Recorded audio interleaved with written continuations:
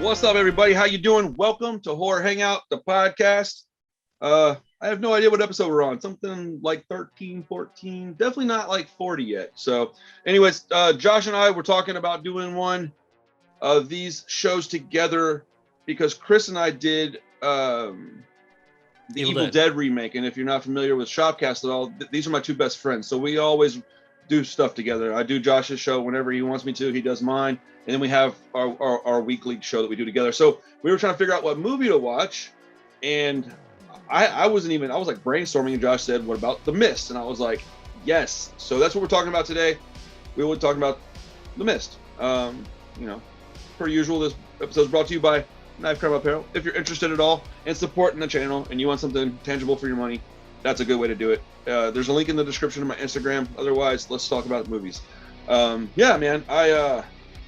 Like I was saying a minute ago, this movie is in my when I first did my top 10 list. I did it when I first started doing YouTube. When the moment movies came into the picture, one of the first things I did was a top 10 horror list. And it's crazy because that was only like maybe 2 years ago, and my list is like probably half different now. Like, really? Yeah, like a lot. Like there's ones that will never change. Like, I think even at that point, The Thing was on there, but like Scream, that'll never go anywhere. It's always going to be in my top 10. It'll never change. But The Mist is one that got put in when I put The Void in, because I was like thinking of like, what movies actually creep me out? Which ones are actually scary to me? And I say scary in quotations because I don't typically get scared by horror movies. I get scared by premises, by situations, more so than the actual movie itself. And I tell you what, dude, The Void got me thinking, and The Mist is a scary, scary, scary situation. So, let's talk about it. I don't know who directed this one. It's directed by Frank Darabont. Okay, that's what I thought. Wouldn't go say it, though. Yeah, are you familiar with him? A little bit. Okay, yeah, so this is a adaptation of a Stephen King novella. Yes. And Frank Darabont kind of was famous for doing Stephen King adaptations, primarily the Shawshank Redemption and the Green Mile. Oh, he did those. I like both of those films. And both of them are great movies. Well, man, that's 3 for 3 for him then, because those are really, really good movies. Yeah, and this is the first one that's actually a horror. The other two are like, even when you think of Stephen King, you definitely don't think of Shawshank Redemption or The Green Mile, but had to get Nick in the frame. Yeah, sorry. I meant to point it out earlier. He was looking off camera, but he's a huge Stephen King fan. He collaborated with him for a long time, and so he apparently loves horror, but went a different direction to start out. But really, with this movie, wanted to come back and do something. I didn't know that. I don't know why I didn't know this, but I didn't know that Shawshank was Stephen King. Yeah, it's a novella. Really? Yeah. Interesting. I've probably been told that once or twice, but it never stuck. When you said that, I was like, Shawshank? Like, I knew Green Mile was, but I didn't. I think all three of them are like short stories. They're not full-blown novels, but they're short stories.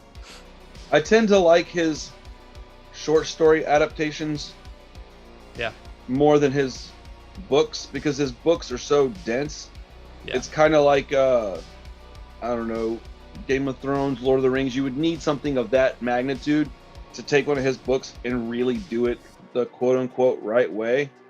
And I don't even care, because I don't have any desire to watch them the right way, because I'll be honest, man, I'm not a big Stephen King fan. I like him, and I'm glad he brought Joe Hill into this world, and I respect what he's done for the genre. I mean, how could you not?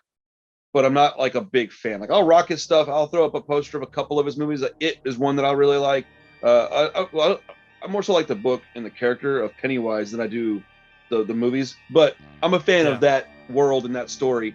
And then this one for sure, Green Mile, Shawshank, I didn't even know was his. So there's probably tons of work of his that I really do like. I just don't realize it. But his big ones, I mean, Pet Sematary is pretty cool. I don't know, man. A lot of his stuff is really just long and hard for me to get into. personally. I'd rather just watch it on screen if it's going to be, sure. you know. But anyways, whatever. This movie, I'll be honest. When you mentioned it, I was all about it. Like, quick. It didn't take me long at all to say yes to that. Mm-hmm. But when I was thinking of the movie, all the scenes that I had in my head, like everything I was remembering about the movie, I like. But I had forgotten so much of this movie. Yeah, I didn't. When I put it in, I was like, this movie's over 2 hours. Yeah, that's exactly what I told Krista today. I was like, ah, crap, this is 2 hours. Can you take Bricken to get his haircut? And she's like, yeah, I'll do it. And I was like, all right, cool. Because I thought it was like, I don't know, 90 minutes. Yeah, and, I mean, when I suggested it, I mean, I don't think I've seen it since it came out in 2007. I think I rented it from Blockbuster or something. Yeah. And saw it like on DVD when it came out, but I don't think I've seen it since. But it's one that is stuck in my mind. But there was a whole lot of it that I had forgotten. Yeah, I've seen it a couple of times, like enough to know how much I like it, but it has been a while. I don't think I've seen it in probably since before Hurricane Harvey. Okay. Probably 5 years, 6 years. It's been a while, but I've watched it multiple times. It's my favorite ending, period. Scream, my favorite intro. Mist, my favorite ending. I've never varied from that. It's my favorite ending, period, because it's so fucked up. And I'm like, that's what I want with a horror movie. I'm so tired of us getting these movies where they're like, and it's gonna be a happy ending, and you're like, oh fuck, dude, that's not how this movie's supposed to work. This is a sad horror, scary movie. Like, what are we doing here? And yeah, I mean, I think anyone who's seen this movie, the thing that sticks in their head is the ending. Yeah, it's rough. I mean, it's not, dude. It's not being my favorite ending doesn't mean that I enjoy it. Let's put that out there. It's my favorite ending because it's ruthless, man. It's crucial. It's bleak. Yeah. It's depressing. But I'm like, man, that's what we need in a movie like this. Like, it's kind of like The Void. I like the end of that movie too because it just kind of ends with no good stuff. So like, I do think that a lot of times, the more I'm thinking about it, the more Lovecraftian stuff all kind of has that same like bleak ending. Because I'm slowly figuring out that I'm a pretty big fan of his work, or at least the adaptations of his work. I don't know that I've read much of it, but the Lovecraftian genre of film, right, subgenre of horror, whatever you want to call it, I'm figuring out, like, as I watch movies, that's probably my second favorite subgenre of horror, next to just the straight up slasher flicks. And hell, it's a close one, but there's just too many slashers that I really love, though, to where I think it'll ever be my favorite subgenre. But it's close. It's I really enjoy that stuff, and I didn't know that. I mean, if you'd have asked me 2 years ago how you feel about Lovecraft stuff, I'd have been like, I mean, it's cool, but I didn't thought about where it would have ended, because I liked it, but man, I'm really attached to a lot of the movies that are in that, category. Yeah, I mean, that cosmic horror, Lovecraft is all about like, it's like beyond like this description almost. Like, you can't even fully comprehend it. It's so beyond the veil that you can't really like comprehend what you're even seeing. The word that came to mind was unexplainable. I was like, man, there's things that you're just like, exactly. Like, so okay, for anybody that's not seen The Mist, you might want to stop watching like right now, because I'm about to start talking about details of the movie, because that's kind of what we do with this show. We talk about the movie and we talk in detail about most of whatever we've watched. So I don't want to ruin this for anybody, because it does have a pretty amazing ending, and I was vague about it on purpose. It's you need to go watch it if you hadn't and you're a fan of horror stuff. I would imagine most everybody that clicked on this video is probably just interested in what we have to say about it, and they've probably already seen it. But just heads up, spoiler alert. So the movie, it kind of gets going fairly quick. I appreciated that. They give you like the catalyst to the situation within a few minutes, and then when the situation happens, you're in the story. Like, there's no like so what happens is Thomas Jane's character is in a home. He's working on a painting that is for a movie poster, which is The Dark Tower, I believe, which I thought was cool. Do you know who he's based off of? He's based off of a real artist. Oh, really? Yeah. Well, I didn't know that. Yeah. So Drew Struzan is like the most famous poster artist. If you notice, if you pay attention, the poster for The Thing is in the background. Oh no, that's on my notes. That's so glaringly odd. That is what I was going to ask you about that, because that's not Stephen King, right? No, but it's okay. I didn't think so. I was like, I'm positive that's not Stephen King. So why is that in this movie? And instead of looking it up, I thought I'd ask you, because that's one of your favorite movies. So I just wanted to. I thought I'd ask you about that. Yeah, it's a Drew Struzan poster. He did like all of the iconic posters for like the 80s. Like he did like all the Star Wars posters. Did he do? Stupid question. Did he happen to do the Nightmare on Elm Street with the claws coming up and the girl like? I don't know about that. That's one of my favorite posters. I was just curious. I really like that one. I know that one's painted. I don't think so, but he did all the Star Wars, all the Indiana Jones posters. Like those are all very much classics. Yeah, all that stuff. Like just the posters are classics. They're classic artwork. Yeah, like it's stuff that's super recognizable and has a specific style. Like he's done tons of stuff. Little nugget of information that anybody's watching. I went into when I first opened my comic book store, I walked into this old resale shop. This lady had it. She was kind of like for lack of a kinder term, she was kind of a junk dealer. She just bought and sold stuff all day, anything, man. I've seen her sell like real expensive shit, but I've also seen her sell just junk. She's real cool, man. But I walked into it when I first met her. She had this poster. I met her talking about comic books, and she said, "Come look at my comic books. They weren't any good," but she goes, "I got some posters in the back if you want to look at them." And then one of them was laid out on a table, and it was all beat to crap. But I'm looking at it, and I was like, "Is this real?" And she goes, "Yeah, but I think I'm gonna get it restored." And it was an original 1977 Star Wars theater poster. And I've seen that poster, yeah. Yeah, I was like, "Is it for sale?" And she's like, "It is." And I was like, "How much is it?" Because it has a lot of I don't know what you want to call it, damage on the bottom, mostly on the bottom. There's a little bit at the top, but it's like it's just degraded. It's like it's just eroded, and they were made on cheap paper back then. Mm-hmm. They weren't meant to last 70 years, 50 years, 60 years, whatever. But I got it for like $40, dude, and I framed it and gave it to my wife for a gift, and we still have that. But sorry, when you said that poster, I was like, oh man, those are good posters. And I was like, oh shit, we got one of those, like a real one, like. Yeah, absolutely iconic. Yeah, I've seen that poster too. It's awesome, dude. It's one of those things that like I kind of wanted to get it restored, but like it just kind of looks awesome not restored. Yeah, I feel you. I think I would probably leave it how it was too. Yeah, it's just like it got to me, and that's the story, and that's the journey it took. So why would I want to fix it? It's like a coin. They don't even want you cleaning them. They're like, no. You bring the coins in the way you got them. That's what we want. We want the journey. That's what we want. We want the 1950 whatever to come in here looking like 71 years old. Unless you got one that's uncirculated somehow, and if that's the case, we'll test it. If it is, good. But generally speaking, because I talked to the guy across the hall, he's the coin guy, and I'm always asking like, why you got dirty ass coins everywhere? He's like, that's how we want them. If they come in clean naturally, that's what we want. So it's kind of how we feel about our artwork and stuff, and old posters and things. You're not supposed to remove tape, or you leave it there, man. If it got on it, it got on it. It's a pretty cool. Makes sense, especially for old stuff like that. It shows the history of it. Yeah, that's cool. But so he's based on a real guy. I didn't know that. Yeah. I thought that Thomas Jane's casting was very strange because of the beginning of the movie only because of the beginning of the movie. Mm-hmm. Once you get about 10 minutes in, if you miss the first 10 minutes, you would go, oh yeah, this makes sense that Thomas Jane's the lead actor in this. But if you watch the beginning, he just doesn't look like an artist type. Yeah. And so I'm like, and no movie's perfect really, so whatever. But like, I was like, that's kind of weird, man. But but I like Thomas Jane. I really, really, really like him actually. Like I think he's a good actor, and I think he's like subtly funny in ways that people don't recognize often. But yeah, he's like super serious, but he like is like kind of dry. Yeah. Yep. Just sarcastic about stuff. Yeah, I think he gets better throughout this movie too. Like the beginning. Yes. I was like, he's a little cringy, and then he gets like as the story progresses, he gets better and better. Yeah, it's almost like when he's being nice, you're almost like, I don't know if I believe you, dude. I think you just don't really like me.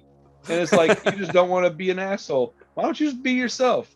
But it's like, once the movie gets going, you're like, oh, no, he's just actually a nice guy. Like, he's a regular, he's just a dude. He's like a happy guy. He's happy. His life is good. And, But, so what happens at the beginning of the movie is he's in his home the best part about this movie being 2 hours is that we can still talk about it and it won't take that long, because the idea of the movie isn't this big, it's this big, but they executed it with like grace, for lack of a better word. They like unfolded the scenario in a really, I thought, pretty, I mean, clearly it's on my top 10 horror movies list. It unfolds in a really elegant way, and you just learn little bits of stuff, and then there's also things that they just don't show you. You're like, no, you're not going to get this information. You have to figure it out for yourself. And I like that, because too many movies out there just go blah blah blah blah blah blah. Oh, and by the way, if you're stupid, it means all this, and you're like, dude, man, I'm not stupid. I would like to figure out some things, and I don't even mind having to work for it. Like, let me figure it out, please. I don't know how you feel about that, but it kind of, sometimes it irks me. I try not to be a stickler for it, but it drives me crazy sometimes.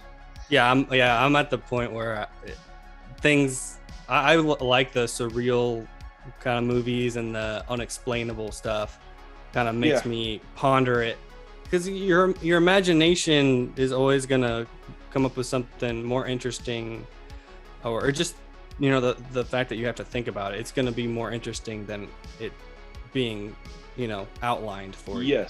Yes. He's at his house and he's painting these movie posters, and like a storm just kind of out of nowhere comes out, like and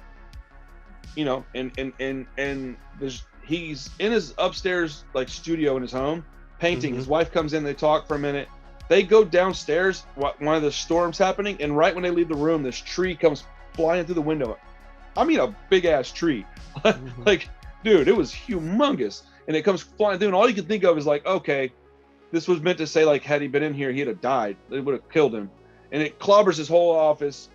But that's the catalyst to the story. Is that happens, and that sends him to a grocery store to get some supplies, and he was getting plastic sheets and tape for the windows and things like that, stuff to repair. And his neighbor don't get along very well, but they end up trying to patch up their relationship. Yeah. They head into town, and so the one thing about this movie that bothers me, the only thing, but it has to happen in order to have all the other stuff happen that I like, is that who in their right mind in that situation takes their kid?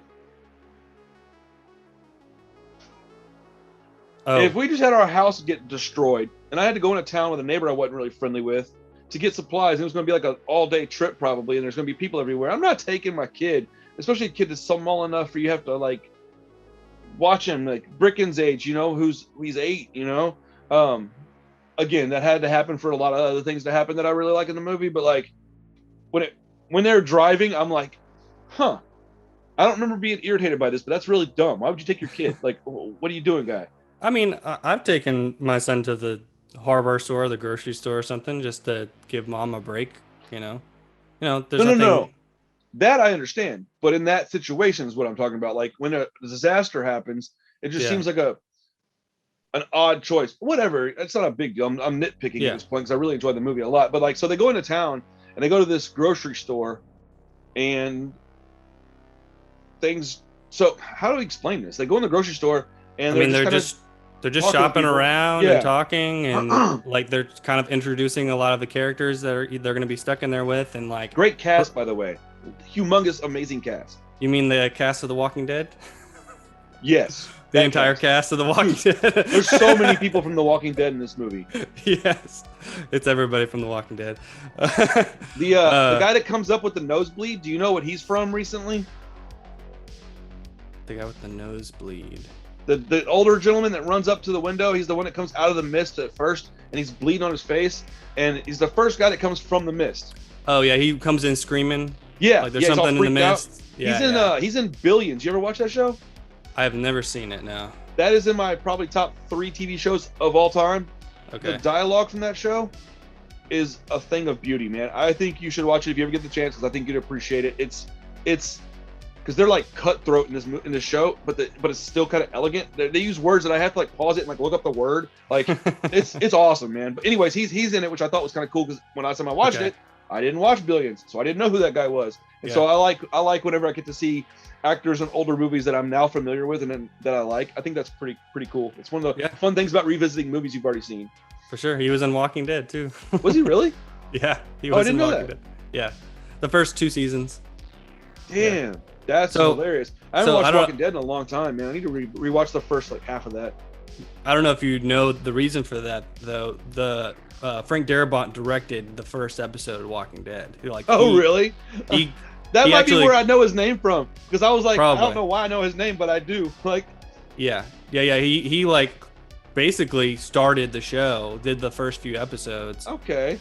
And he's not done anything since because they kicked him off of the show, and basically, from what he says, they owe him a whole bunch of money. But I don't. Whole other conversation, but a good conversation. We might want to cover that one of these days. Yeah. Okay, so they're in the grocery store, and you're meeting all the characters. And first and foremost, the moment that the church lady gets introduced, like the moment you see her, you don't even have to hear her talk. The moment you see her, you're like, oh, fuck that bitch. Like, I don't like her. Like, something about her. And then she opens her mouth, and you're like, I was right. But look, dude, I'm all about like people being religious and Christians and whatnot. I don't have an issue with that. I have an issue with the crazy church ladies. I just don't get it, man. Like, they're so not what you would think a church person should be like, and I'm like, why would you act that way? But they have to have an antagonist, and that's what they chose. Well, that's a classic Stephen King trope too. He brings in the crazy religious figure in a lot of his stories. He does actually. Now that I'm thinking about it, he really does. But you get introduced to all the characters, and then I think at some point somebody says like, what's going on outside, and they show outside, and then you see the mist like coming up, and then old buddy runs up to the window or comes in the store, and he's like you said, he was yelling and freaking out, he's bleeding from the face, and like, what is going on? He's like, something's in that mist. It got somebody else that was with him, got a friend of his or whatever, and people are like, sure, guy, whatever, but they end up closing the doors up. Excuse me. And I don't know. This is a kind of a long scene. You get, like you said, you get to introduce everybody. Everybody kind of gets to have their speaking part, where you really get to know, like, kind of who they are. You get to hear the church lady. You get to hear the blonde lady that's the new teacher. All the grocery store employees are there. You get to meet the manager, the bad guy, the older gentleman, and then the bad boy, the young kid that gets snatched up. How does that unfold when they're in the store? What's the first thing that happens in there? Because I got it in my head, but I feel like I've got it all mismatched. I think the first thing that happens is the one lady that with the like really short hair. She's like, I've got to get back to my kids. That's right. The woman, the first person I recognize from The Walking Dead. She's the only one that's like suit, because she hadn't changed at all. Her hair looks exactly the same still. Yeah. She's got to go because her kids are at home. Am I the only one that was like, you left an 8-year-old in charge? Like, I was like, lady, what are you doing? Yeah, you should get home. Like, I'd be freaking out too. I don't know why I did this, but I left my 8-year-old is as mature as like a 12-year-old. And even when he's 12, I'm still not going to leave him home in charge, because that's crazy. Like, what? But, I mean, I'm just being silly. But like, man, I was like, wow, that's a bold writing choice. 8-year-old, huh? And I was like, yeah, I guess that would make it pretty urgent that you had to get home, because she ends up just.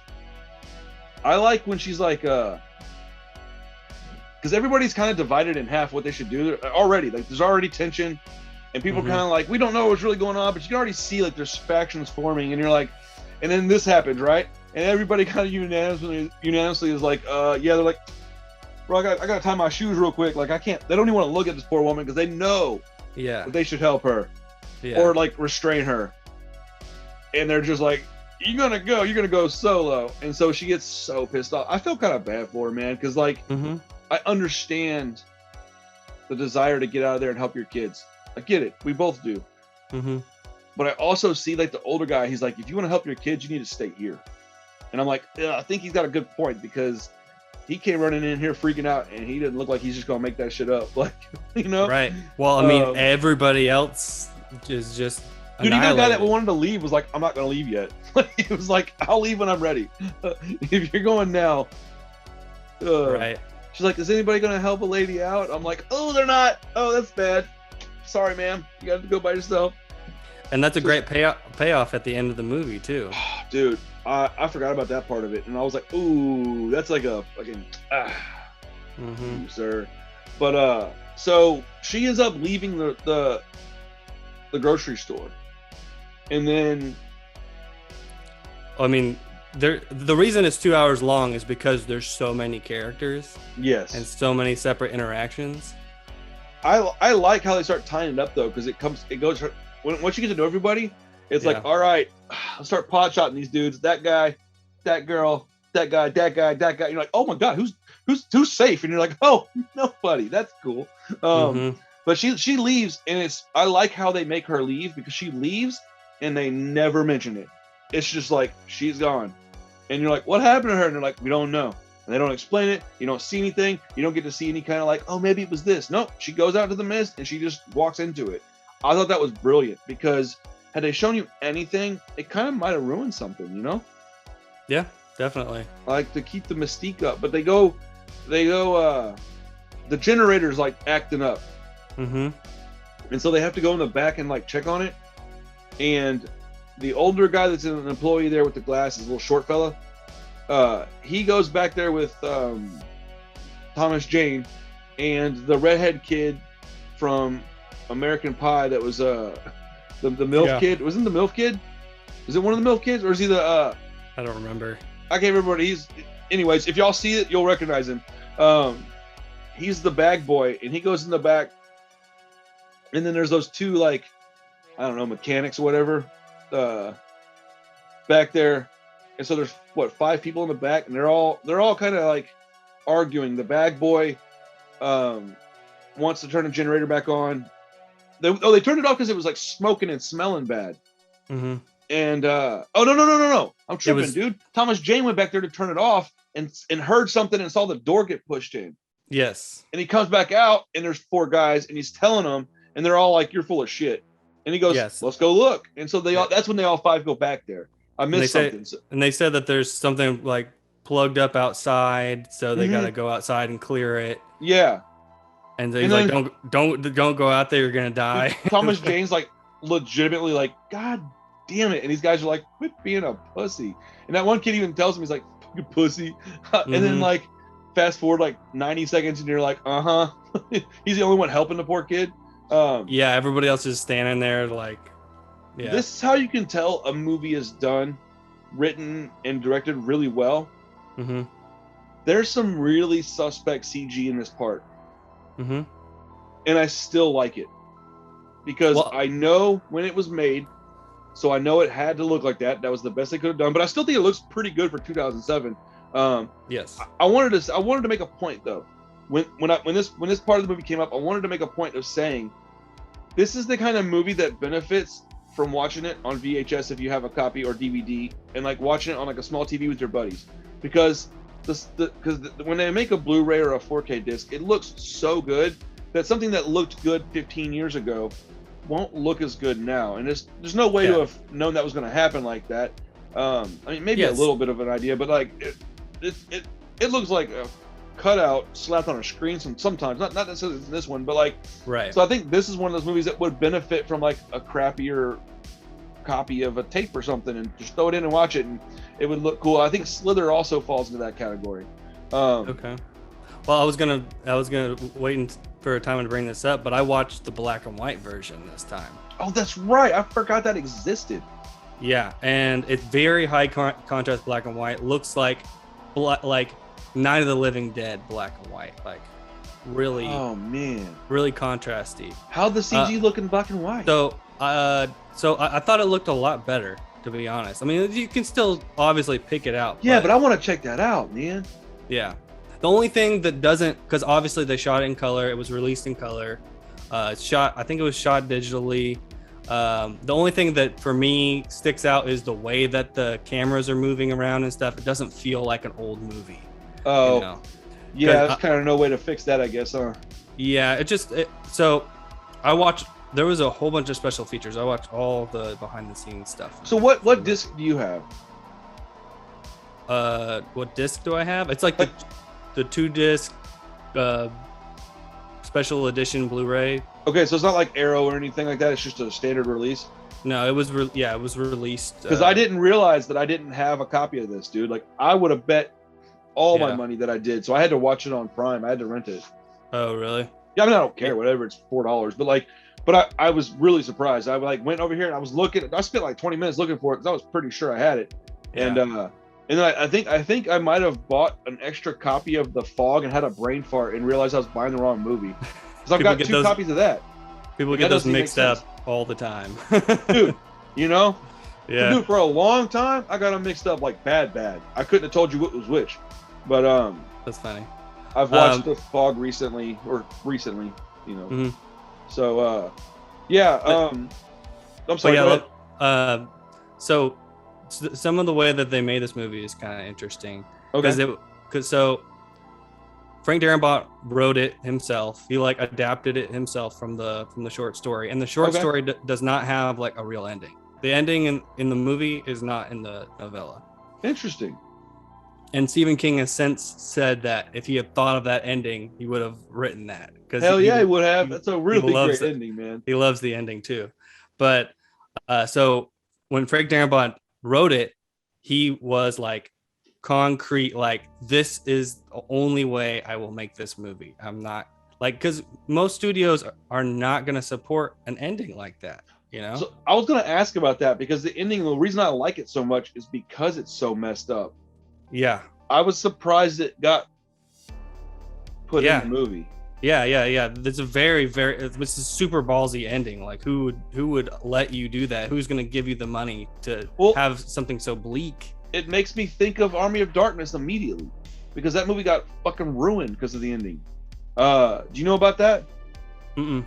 So the Army of Darkness ending, currently, if I'm not mistaken, he does something. He drinks a potion and he ends up back in his supermarket job and says something quippy, and it's kind of an okay ending, right? But when you find out about what the ending was supposed to be, it completely ruins it. The ending it was shot and everything. I think there's a European edition that has this ending or something. I might be wrong about that. They might have just said that they were trying to make that, but I know that they wanted to, and I know they filmed it.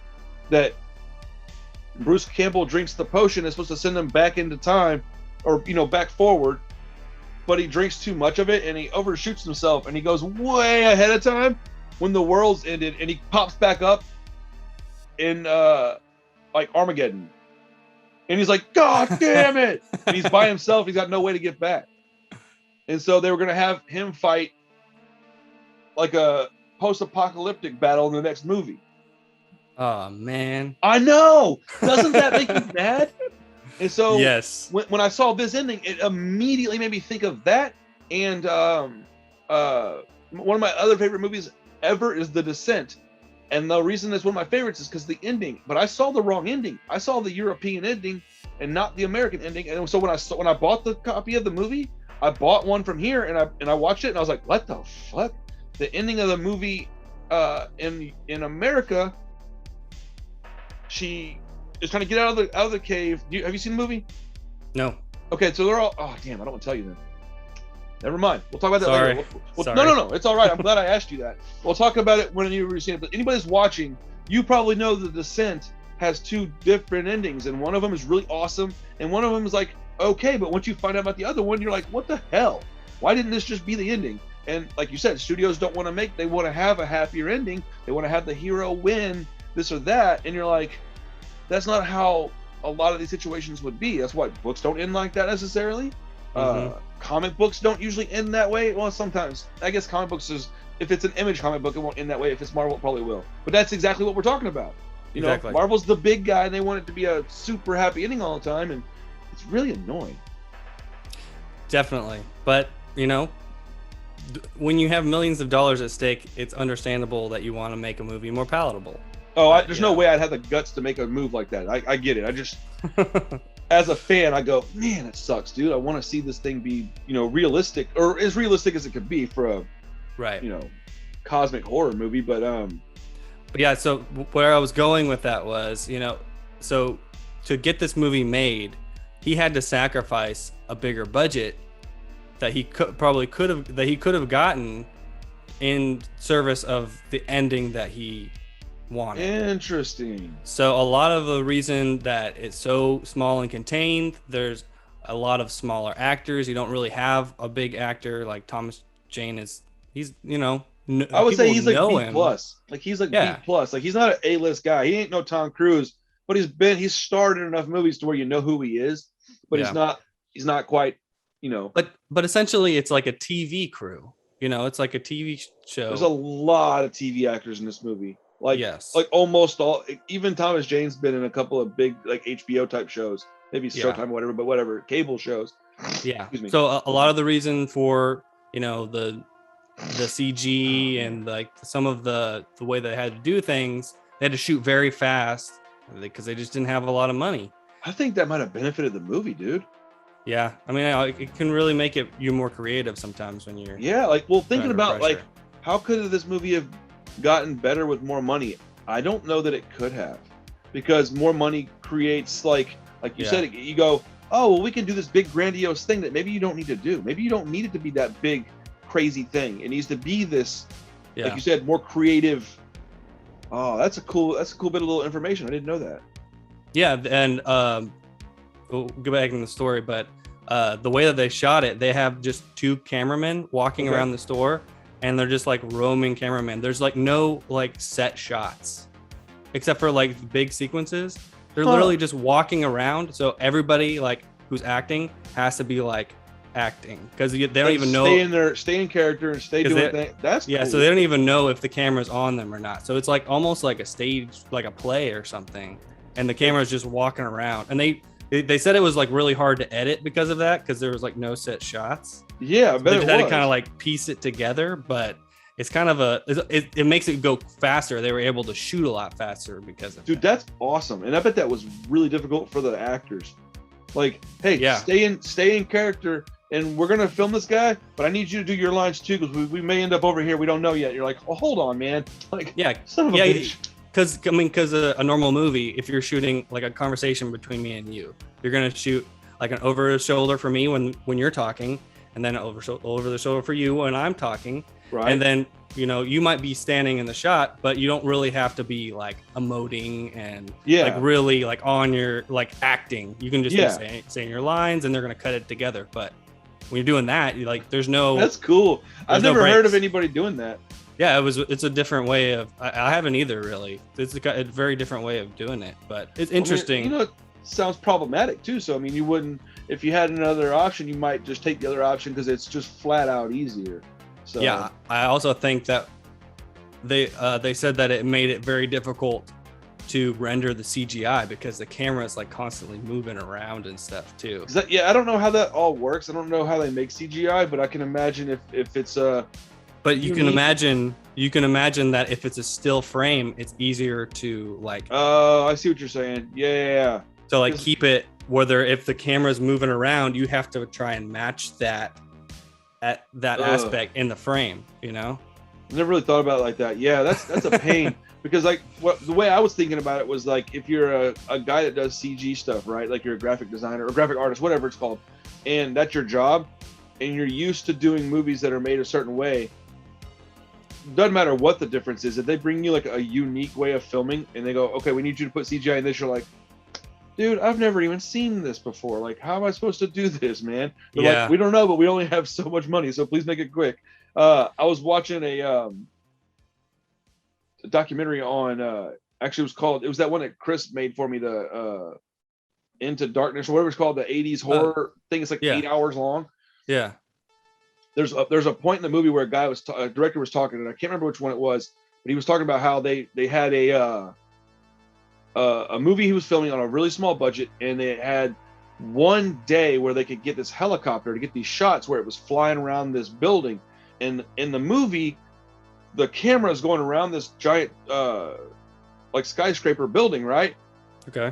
And actually, the way they filmed it was it's going around it. So in the movie, you see the shot, and it's the scene is the building, but it's going around it, and there's a big ass like dragon that flies into the shot, and the dragon, I think it goes into the building or something. I don't remember what movie it was. I don't believe I've seen the movie before, but the director was saying that he made a huge mistake because back then he was on a really tight budget, and he thought, okay, I got this helicopter for the day, I can get this shot, let's do it. So they get the shot and they nail it, and like, yes, this is awesome. They bring it to the graphic design guys, like, all right, we got the shot. They're like, wait a minute, you did what? And he goes, well, we got the shot, so you can see where we need to do, and we can see where you need to put the dragon. The guy goes, that's not how this works. We're supposed to make the dragon first, show it flying, and then you get the shot that fits the dragon. Because it was like the early 80s, and it was just, that's just how they had to do it. And the guy was like, what? And so they had to make this dragon, and it looks really bad. Like, and it's because it made a mistake, and it was on a tight budget, and you know, right. That's all I was thinking when you said that. I was thinking like, man, if that was that poor bastard, he'd be like, what? No. That's wild. Yeah, they did it like the backwards way, and the director at the end of the day, he was like laughing about it. He's like, yeah, I didn't make that mistake again. But he was talking about how the guy was so mad because he was like, that is not how you do digital, you know, whatever you call it back then. Yeah. And but they showed like a little clip, and I was like, oof, that's rough. It looked bad. It was pretty funny. Yikes, that's hilarious. That's hilarious. Yeah, I mean, the only place where I would say that they could utilize a bigger budget would be the effects. But yeah. But you know, it's a mid 2000s movie. I think they're questionable in spots, but they're not really that bad. They were smart too, because they did a lot of it in shadow. Yeah, a lot of it was silhouette, so you see like the silhouette of something, and then you see something maybe get thrown out of the silhouette, which is probably a little easier to accomplish than it is to have this big giant monster in the light that's got like a texture on its skin and maybe moisture on it, and you're like, fuck, how do we create that in 2007 that looks real? So and shoot, they probably filmed that a year or two before that even. So yeah, I can handle the CG in it. I just thought that was the only part about it that I thought was a little questionable, and I thought that it might benefit from a lower quality, scan or whatever you want to call it, format.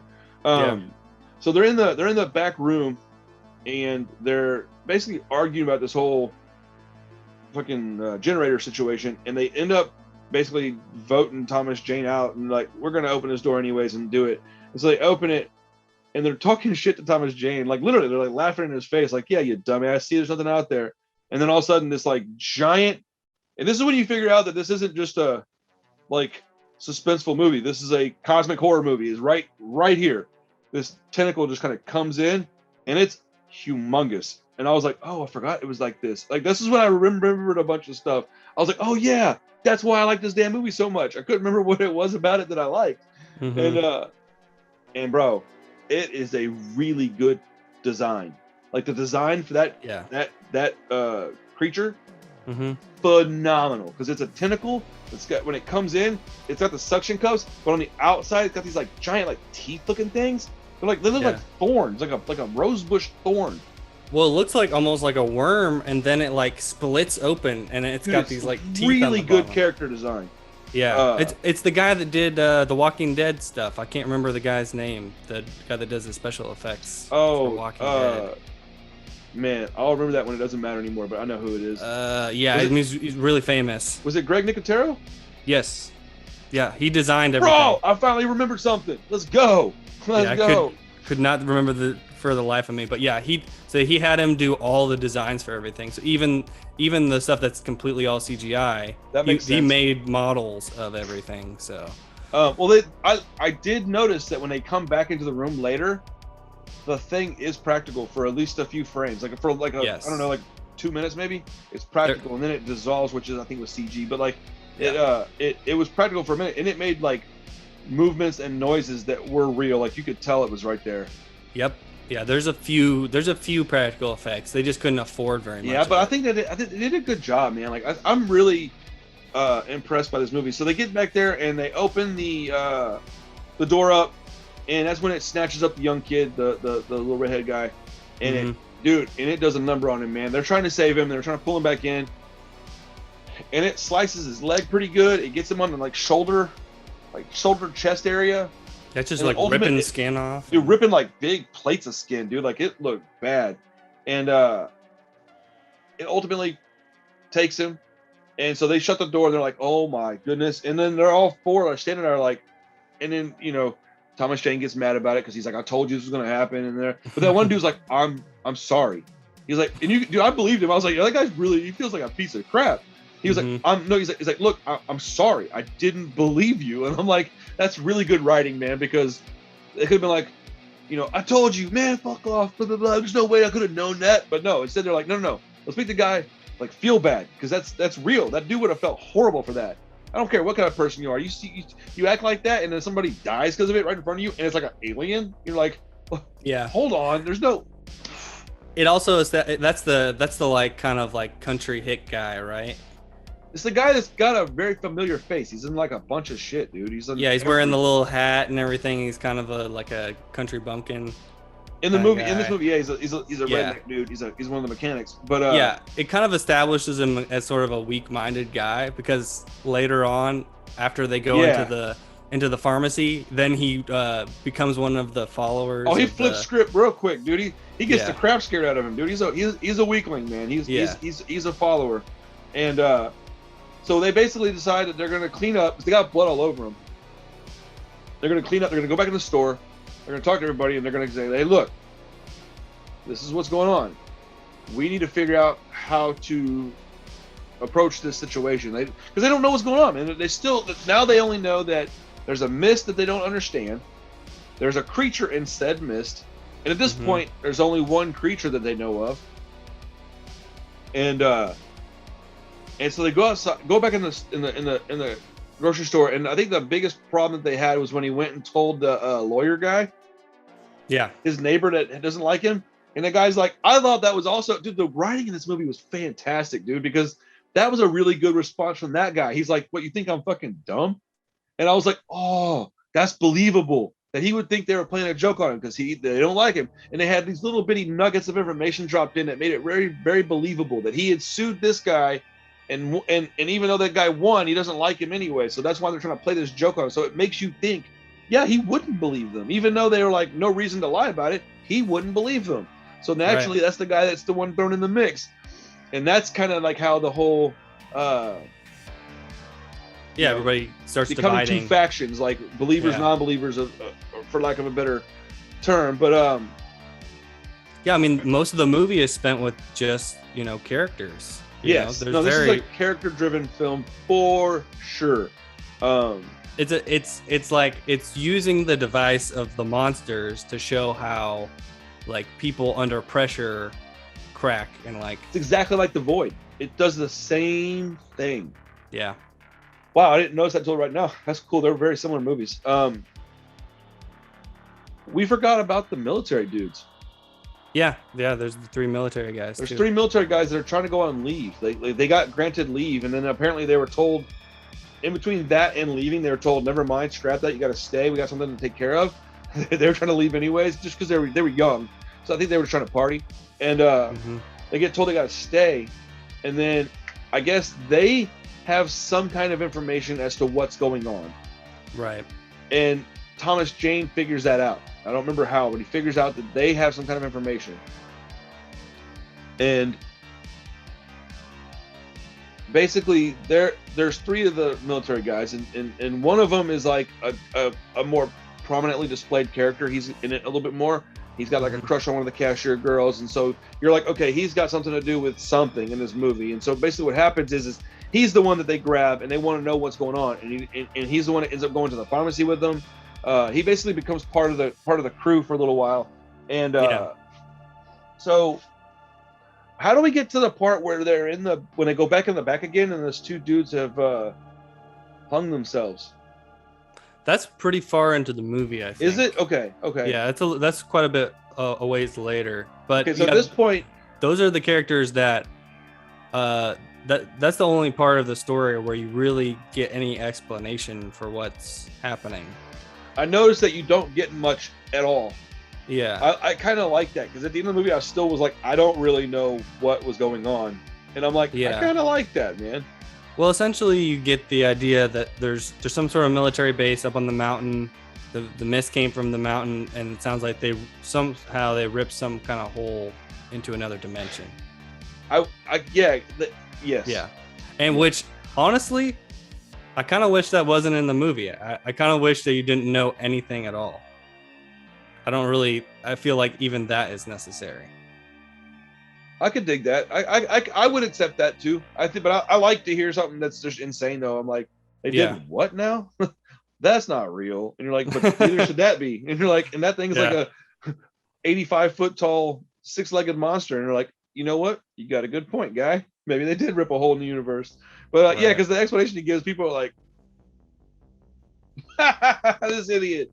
But so yeah, they're in the store, and basically from this point, it's all a lot of the like similar stuff. You're just learning the characters, you're learning who they are, you're learning who's really kind of a crappy person, who's actually a person you can trust. There's only 2 really big scenarios that happen. They got to go get medication and stuff from the pharmacy, so they have to go through the mist to do that, and then they got to figure out how to get out of the store. Those are the only 2 real things they're really worried about this whole movie, really, to be honest. I mean, there's not much else going on except inner turmoil in between the groups of people. You get the sequence where you get all the insects on the window, and then the bird flies through. That's right. Yes. And they're like that's shooting. When you realize there's a bunch of stuff happening, and you're like, oh, this isn't just one giant monster. This is bad. Yeah. Like the girl gets like bit on the neck and like swells up and dies. And the cashier chick. Yeah, the cashier chick. Yeah. So she was cute too, man. I was like, no, not her. Yeah, I've seen her in something else. I can't remember, but dude, that blonde woman, she looks like the low rent Amy Smart. And Amy Smart's like the low rent actress. Yeah, I mean, that was rude. I'm sorry, Amy Smart. But come on, Crank. You seen that movie? No, I have not. You should. Should I? Maybe not. Yeah. Maybe not. So they introduce more creatures into the story, and that's how the guy gets burned. That's why they need to go to the pharmacy. Go to the pharmacy across the street. Yeah. And so they end up getting a group of people together. Well, did they have like a rope or some shit, or did they just go across the street? I can't remember. Oh well, at one point, the one cool scene was the guy that was going to go out to the truck, the biker guy. He goes out to the truck and they tie a rope around him. That's what it was. They tied a rope around that guy, and he goes out to the truck, and then all of a sudden it's like the rope's like gets pulled taut, and then it starts moving around, and then it falls to the ground, and then they start pulling it back in, and it's like his bottom half. Just the torso. Yeah. That's a really cool scene, but it's nasty. I forgot about that part. That was good. I definitely like have stuff like that in the movies. You just get to knock a guy off and like do it in a creative way. Yeah, for sure. I was definitely like, when they were all holding that rope, I was like, y'all's hands are about to get burnt up. Yeah, dude, when it starts sliding through Thomas Jane's hands, I literally was like sitting like this, and I went, ooh, I was like, yo, that looks really painful. Yeah. Real dumb. But yeah, that's how they get to introduce more characters. They get to go across the street to the pharmacy. I love the spider things in this movie. Yeah. Dude, they are scary as crap because they like jizz this stuff at you, dude. It's like, that's exactly what I thought of when I saw it. I was like, that just looks like they're ejaculating on us. And yeah, I would be afraid of that. So please don't do that to me. But it's like acid, right? It doesn't like burn right through you. Yeah. Yeah, dude. It's like, it's like cutting dudes' clothes and like. Yeah, man, it's like it almost looks like it reminded me of Wonder Woman's lasso. Oh no. She's like, get over here, tell me the truth. You're like, I need a napkin. But I'm 7 years old, everybody. I apologize. Yeah. It that scene reminded me a little bit of like Aliens too, though, because they grab all the people and they're like cocooned against the walls and stuff. There was a lot of like nods to other things in this movie. I don't know that I've ever thought this while watching a movie, but during the scene where the spider things are introduced, I thought like I maybe even said it out loud that I thought, man, the Foley artist did a great job. Because the way they sounded when they were walking was scary. It was like ting, ting, ting, ting, ting, ting, ting. And you're like, what in the fuck is that? Like, it's one of those noises where you're like, yo, that's not normal. Like, what is that noise? And then when you see them, you're like, that's a ginormous, like, creature like that. Like, it was spider, whatever. But it's a big, dude, it's like the size of a big dog. And you're like, if I saw a spider the size of a tiny dog, I would literally cry. Like I would, but yeah, it's terrifying. They had really good bad whatever monsters in this movie, man. They looked awesome because they looked like 4 or 5 different kinds of monsters. Like the bird things looked like dinosaurs. The spider things, well, they looked kind of like spider monsters. Then you had a tentacle thing. You had that. Oh wait, the big giant thing was a tentacle thing, wasn't it? Yeah, that's at the very end when they're driving. Yeah. That shit was scary. That was a big monster. That's when it really feels Lovecrafty, and it's like, it's like crap, gadoosh, and it's like shaking the car, and you're like, uh-oh, and then it shows it, it's got like tentacles coming out of his stomach, and you're like, yeah, that's gross. That's so, man, that movie's badass, dude. It makes me want to watch The Void again, or like Color Out of Space. Hell, dude, my logo for my other channel is about to be a Lovecraftian logo. I'll explain that logo to you in a minute. It just kind of, dude, that logo thing happened. It was an accident, bro. It was so weird, but it spoke to me, and I was like, I gotta go with this. Like, I went and showed Kristen. She's like, where'd that come from? I'm like, I don't even know. It just kind of fell in my lap. But so they go across the street. Shit kind of hits the fan. Old buddy gets scared. The hick dude, the mechanic guy, he runs over. He changes teams, becomes a fucking. And while all this is happening, the crazy religious Christian lady, she's in there like getting people.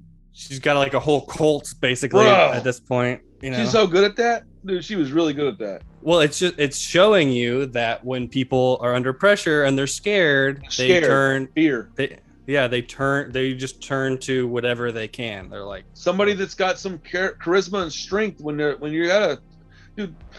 Look, man, I watched a documentary on Hitler once, like years back, and I couldn't believe what he was able to accomplish just by talking to people. And that's what this lady was doing. She was just telling people what they wanted to hear, and then acting as if she had a solution that I don't think she knew she had or not. And so they were able to they were willing to follow her. And it's like, in Thomas Jane's being like logical, he's like, look, I'm being logical and honest. And they're like, yeah, we don't want that. She sounds very confident. And you're like, yeah, but she sounds loony. And it's like, but that doesn't matter. We want confidence. And that's a scary scenario, man. It is. People can be very scary when they're scared. But so they get back to the store. People are starting to take sides. It's really starting to become a us versus them situation. I think at this point, excuse me, we've lost a couple of characters at this point. We're pretty deep in the movie now. We're probably an hour and change in. Yeah, because after they get back, that's when the stuff with the military guys happens. That's what I was fixing to say. I think this is about the point where they go in the back and find those guys, and then they're like, okay, what is going on? Because then they come out, and that lady's in the middle of the thing, because this is when she gets fucking busted on, bro. She comes up and she's like yelling and talking shit, and like she wants. Oh wait, what's up with them wanting the kid? That was. They're gonna sacrifice the kid. I guess so. I think it was some Old Testament shit. They were like, we're gonna. Yeah, because they don't really explain it. I don't know where she's like, we want that boy, and they want Thomas Jane's son. Mm-hmm. And they don't really explain why.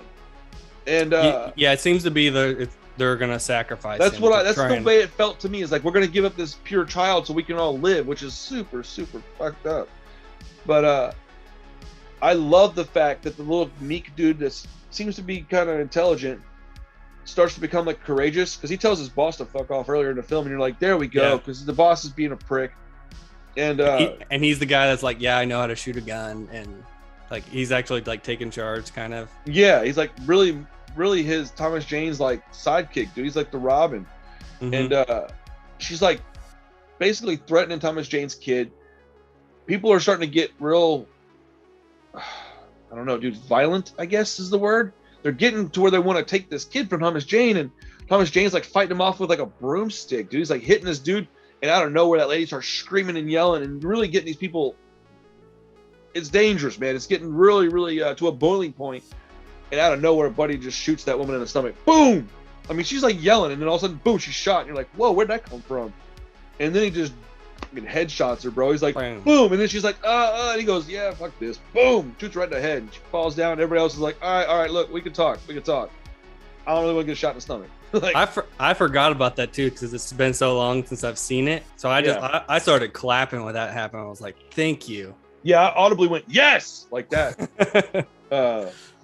Yeah, I mean that never happens. They never just resolve the issue by just like get this lady out of here. Just kill her. She was a troublemaker, man. She was an instigator, and not in a way that's helpful at all. She was just a piece of garbage. And look, dude, I'm all for people trying to help people and get people together. Dude, she wasn't trying to help nobody, man. She had a god complex. Like, she thought she was better than everybody else. Exactly. She was doing all the stuff that you would, when you hear people talk on the news about religious people, she's what you think of, which is fucked up, man. It's not. Yeah. I know a lot of religious people and none of them act like that, but it's just like liberal folks. They don't usually act like these crazy people on Twitter act. They're getting lumped into this category with these people that are acting like idiots. These little bitty groups have the big voices, and that's what she was doing, and it was very effective and very scary for that group of people. And so when they got rid of her, I think a lot of stuff calmed down really quick. Like, everything calmed down. Well, that's when they're trying to leave. Yeah, they want to leave because they don't have any other choice. Well, they knew that it was about to get crazy, and like they were probably the cult was probably gonna try and do something to them. So they're like, we're gonna bounce and just take our chances out there. Oh, that's what it was. Is they were trying to leave, and the guy found out and ratted on them, and that's when everybody was like, "Oh, y'all can't go anywhere." And they were like, "Well, hold on, you don't get to tell us we can leave. We can leave if we want to." And so then that happens. The lady gets shot, and that basically squashes any kind of problems. And now it's like, okay, look, if you want to go, go. I like whenever they leave it and nobody runs back. He's like, fuck this. And he's like, let me back in. Yeah. I was like, I feel you, dude. Like, I don't think I had the guts to do anything Thomas Jane was doing, man. That guy he was a superhero in this movie, man. He was a legitimate, that guy has courage and balls of steel, man. It was such a good movie, man. Yeah. Whenever they're sitting in the car. So they get out of the store, and there's there's 5 total in the car. So there was, I think, 8 total that went outside. Yeah. 2 get killed and 1 ends up back inside. And we should say the guy with the glasses that was holding the gun, he gets snatched by this giant. He gets snatched by the big giant monster, and then it explodes him, and then the gun falls back on the car. Mm-hmm. And when the gun falls on the car, you're like, okay, that happened for a reason, and I don't know what's fixing to happen, but it's probably not very good. And I like the tension that they were able to create in the part where he has to get the gun. That was good tension, because it took him. Although I did think, why didn't you just jump out, grab it, and jump back in? Because he was reaching for. I'm like, bro, you took so long. You could have just been like, oink, oink. For sure. You got to create tension though. It's fine. But these are the little holes that I poke in movies why I can't give a movie a score of 10 because of things like that. When I do give a movie a 10, something like Parasite, there isn't things like that in it, which is where you see these movies separate, Mm-hmm. But they get in this pretty badass 4x4, I guess it's like a Land Rover or something. Yeah. Pretty badass car, actually. It's got all kinds of dope ass lights on it and shit. And they're cruising around the mist, and they can't see nothing, dude.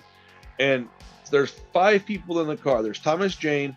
There's the blonde woman, there's his kid, and there's the older lady, and then another fella. What other dude was in the car? The older guy? Which guy was it? Oh, it was the guy that ran up initially. Yeah. That's who it was. Hell yeah, that dude made it all the way to the end, dude. Right on. Yeah. Didn't quite get to the end, but almost. Almost. But all 5 of them, actually, you know what? This is one of the few times where everybody that makes it to the car is the people that you want to make it to the car. Yep. And then the rug gets pulled out from underneath you. They start cruising around, and there's no hope. And they're driving for hours. And then he gets to his house, and he sees that his wife has been killed. I forgot about that too. You're like, oh, what? And they're just like, here's another little jab for you. His wife's dead too, motherfucker. And you're like, oh, it's bad, dude. And his kid is seeing all this stuff too, so you're just like, dang. And so he pulls the gun out, and it's a revolver. And he pulls the ammunition out of his pocket, and he's got 6 bullets. 2 of them are already spent. He's like, fuck. And he throws them out, and he goes, I got 4 bullets. And the woman goes, there's 5 of us. And he just looks at her, and you're like, yo, I don't know what's fixing to happen, but it's not good. And this is maybe 3 minutes till the end of the movie. The movie's about to be over with. So that's how you know it's a good ending, because the movie's fixing to be over with, dude. And he's sitting there with 5 people in a car, 4 bullets, and no hope. And you're like, is he gonna sacrifice himself to these monsters? And you're like, there's no way he's gonna do that. And that's what he does, dude. I'm telling you, superhero, bro, with the worst luck ever. He gotta be Irish. But he puts the 4 bullets in the gun, and then I do kind of wish they would have showed. I'm a piece of garbage, I guess, because I wish they would have showed him being like pop, pop, pop, pop. No, I don't want that at all. I was expecting you to say that you didn't wish that. I watch entirely too much of this garbage, so I have this thing where I'm like, it's not gory enough for me. But it shows the camera. It shows them in the car, and then the next shot scene is the car from the outside. And you see the flashes. You see the muzzle flashes, and you hear pop, pop, pop, pop, and you're like, oh, there was 4 shots, and so you're not really sure what exactly happened in the car, but then you hear him going, ah, ah. He's like, you can just feel like the anguish. He killed his kid, man. Yeah. To save him. Yeah. And then he basically opens the car door and he falls out and he's gonna sacrifice himself to this thing and figure out, like, I guess I'm gonna go through the pain of like I'm gonna get rid of you guys painless, and then I'm gonna get out here and deal with this. And then he gets out and you hear this noise and you're like, oh no, what's that noise, dude? And then like the angle of the camera turns around, instead of looking at him, it looks like over his shoulder, and the mist starts to spread open, and it's the fucking military. They're there to save everybody. The tank rolls in, and he didn't have to do that 30 seconds earlier. Yep. It is the best ending I've ever seen, because that is so fucked up. Like, that is, dude, like, how do you top an ending like that? Like that for a movie like this, where it's supposed to be a messed up movie. Like, yeah, you know, I've seen movies that had amazing endings, but like, dude, this was just one of those things where when the first time I saw this, dude, I could not believe it, man. I was like, whoa, like, dude, this is like jaw on the floor. Like, the whole movie's really good, but the ending, like, the whole movie is really good. Mm-hmm. But the ending is so, like, overwhelming. Like, you don't even know what to think, man. You're like, did that? And then because you're thinking the whole time, you're like, okay, this is about to be a flashback or a dream or something's about to happen, and he's gonna wake up in the store or something, or he's gonna wake up in his bed and be like, oh, that was a horrible nightmare. No, dude, credits roll. Like, it's just like written, and that's right, it was Frank Darabont, written and directed by Frank Darabont, and you're like, this guy is a sick piece of shit. Oh man, dude, Congratulations, Frank Darabont. What a ballsy move, dude. Like, yeah, it's incredible. And you see the lady that left at the beginning, she's got her kids. Bro, that stupid ass 8-year-old. But actually, that's the part that I wish wasn't in the movie. If I could take one part out of it, I would take that part out of it. Because fuck that woman, man. She annoyed me anyways. Why are you leaving an 8-year-old at home? Like, that really irked me, dude. I was like, what? 8-year-old? If they had said 10-year-old, I still would have been like, what? But I don't think I would have been like, what? Because I was shocked. I said, 8-year-old, you psycho? What are you doing?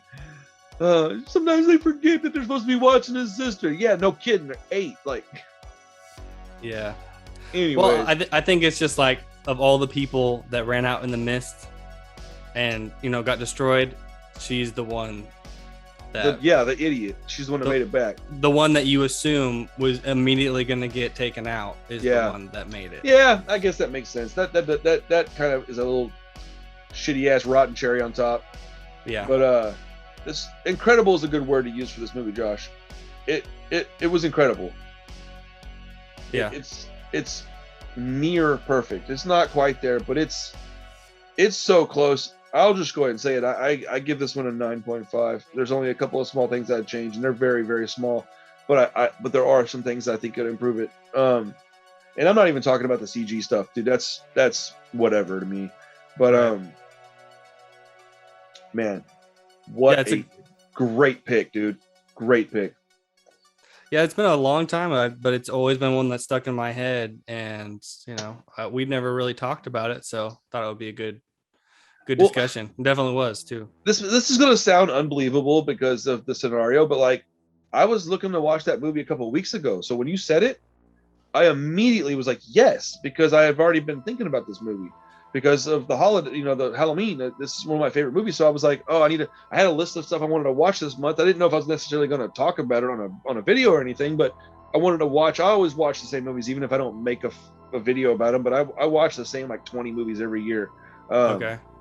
It's just, I go, oh, it's time to watch this movie again, because I don't really watch them throughout the rest of the year because I'm not thinking Halloween, And this one, I want to watch all of my favorite scary movies, and I'll probably revisit The Void too. I gotta watch the Halloween movies this weekend probably, because I'm gonna talk with Steven about those. But cool. I'm really glad that we got to watch something that was, first off, that we knew was gonna be good, and then we got to sit down and talk about a movie that we had nothing but positive stuff to say about it for the most part. Yeah. Because of how Shopcast ended the other day, it was just hard to talk about, man. Like, in my next video after we filmed Shopcast, the 2 videos after that I made, I brought up Shopcast and how I was disappointed that I had to talk so bad about a movie that I wanted to like so much. It really drained me, man. It was hard to talk about it because you could see none of us were enjoying it. None of us, me, you, or Chris. We had to do it. We needed to address it because I need people to give us feedback. If you see, there's only been a couple of comments that I've seen. But they seem to agree with what we were saying, which kind of shocks me because everybody else I'm hearing is liking it. Yeah, I mean, there's a vocal people out there, but I think most people recognize that even if they liked it, I think they recognize it probably wasn't that great. I tried to make the title of it not like super antagonistic because I wanted to put like Halloween Kills, fucking terrible movie, but I put Halloween Kills, like dash, is 2021 the worst year in horror? Right. Because it's not just that movie. Like I said in the video last night, I think if we had the other 3 stinkers not happen, that movie wouldn't have been such a bummer. It would have still been a bad movie, but it wouldn't have been just like, for me, it was like soul crushing. I was like, what are we doing here, man? But yeah, so it was a pleasure to be able to sit down and talk about a movie that was awesome because I had a great time watching this movie, dude. Awesome. Absolutely. For sure, yeah. It was a really, really fun one. I'll let you borrow the black and white one if you want to watch that. I really would like to watch that. Yeah, it's cool. I think it definitely makes it feel more like an old school monster movie because, Darabont said that, we wanted to feel like the, Night of the Living Dead, like old, like Ray Harryhausen monster movies. So it definitely gives it more of that feel. You want to hear something funny about so Carissa was taking Rick to get his haircut and to pick up Parker, and I said, leave Charlie here with me because I don't want to just stick with all 3 kids, dude. That's dude, no, it's exhausting. So she's like, okay, cool. And so I'm like, hey Charlie, I'm about to go watch a monster movie for this talk I'm doing with Josh. You want to come watch The Mist with me? I hadn't seen it in so long, dude. I was like, she goes, is it gonna scare me? I was like, I don't remember it being that scary. I don't think so. And she's like, okay. And I was like, well, look, if you want to watch it, you can. So during the movie, she just ends up not coming in here. But dude, about 30 minutes in, I was going, man, I'm glad she's not in here. This movie would scare the shit out of that little kid, dude. Like, I was like, what a horrible dad am I, man? Oh, dude, could have been a disaster, bro. What kind of grade would you give this one? Do you think of it as highly as I do, or is it a little? No, not quite as highly. I'd probably give it like an 8. I think it's a really solid... that much lower. Okay. Yeah. I'm not saying it's a low score, but that's a pretty big difference from what I was saying. Yeah, I mean, I think it's a really solid movie. I don't think it's in any way a masterpiece or anything. I think some of the acting is a little off, but that's where I would make some changes. Is some of the acting. I also thought that the casting of the boy was very weird. Yeah. He was supposed to be this like little kid, and like he's like carrying him around, but he's like as tall as I am. So it was like very strange. Well, again, that's nitpicking. There's a lot of little things you could nitpick about it, but knowing the reason for it and like the real passion behind it, like, I really appreciate what they did with it. So the reason for my grade being so high is the impact of the complete story. Yeah. The movie itself has some problems. Again, I would never give it a 10, but it ranks so high for me. You know how I rank my movies, or I score them rather. It's based almost purely on enjoyment. Right. And the impact of this one is so just it's a gut punch, man. And I just think like this is the kind of movie that when you watch it for like 3 days later, you'll be thinking about the end of that movie. You're like, golly, dude, that was rough. Like you'll be like at work the next day doing something, and you'll go, oof, and then go back to what you're doing. Like, man, I can't believe that happened. Like, I can't think of many movies where I feel that way. Like you watch it and then like days later, you know what? Another movie that I felt that way was like Joker. Now this is not the same kind of movie, but like with Joker and like even Lighthouse, dude. I felt like a couple days later, I was like, golly, that ending was crazy. Like, oof. I mean, I love surrealist movies that kind of mind fuck you. Make you think. This one does it with no protection. Yeah. It sticks in your head despite some flaws to me, like, which is, you know, for what they were able to do for its much smaller budget. I think I looked it up. It was like $18 million in 2007. That's pretty low. Back then they were just blowing money. Well, for what they did, all the monsters and CG and the things that they were doing, that's like a really low budget. Well, that's what I meant. Like back then, movies on average were probably quite a bit higher than that, or movies that were in theaters and whatnot. Well, that's about the same budget that The Thing was, and that was 30 years earlier. So, The Thing was $18 million. I think it was 15, but that's in the early 80s crazy. Too. So you gotta adjust for inflation and all that stuff too. But things didn't cost the same. But that's wild. That's still the fairly Thing, low man. budget. All those practical effects got expensive quick. Yeah. Well, look, this has been a long video, and I appreciate anybody that's made it this far. I truly love this movie, and I enjoyed watching it, and I love talking with Josh. If you've got recommendations, this is the one thing that I ask people to recommend, man. On my other channel, I don't need recommendations. I've got a list a mile long of things I could cover.